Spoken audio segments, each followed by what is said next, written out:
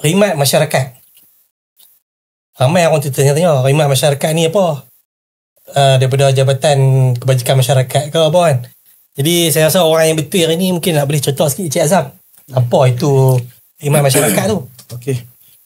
Assalamualaikum dan juga selamat petang lah kepada semua penonton ataupun pendengar podcast pada petang ni lah, khususnya masyarakat di Alor Setak ni dan khususnya dan secara umumnya di Malaysia lah. Kalau kata yang mana dengar daripada Alor Setak pun boleh mendapat input yang sama lah berkenaan dengan perintah khidmat masyarakat ni lah.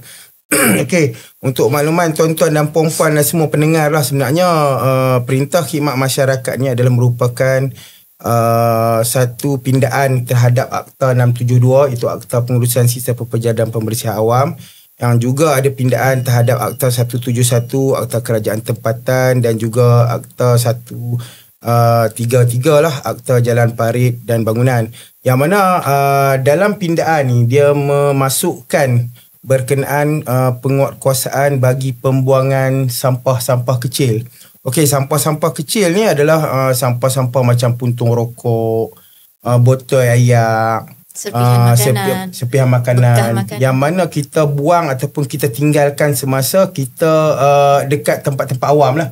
So yang mana kalau kata kita penguatkuasa SLB Corp dan juga pihak majlis dapat tangkap salah laku ataupun orang kata pelanggaran dari segi undang-undang tu, kita boleh membawa dia ke mahkamah dan dengan jatuhan hukuman tu dia boleh menerima perintah khidmat masyarakat. Okey, perintah khidmat masyarakat ni pun nanti saya ingat dalam cerita ni kita akan lebih lanjut lagi. Sehari kita cerita lagi. Kita akan cerita lagi banyak lah. Itu secara khususnya apa itu perintah khidmat masyarakat dalam pindaan Akta 672, 171 dan 133 itulah. Okey, baik. So tahu kau dah setakat lah kita abang khidmat masyarakat.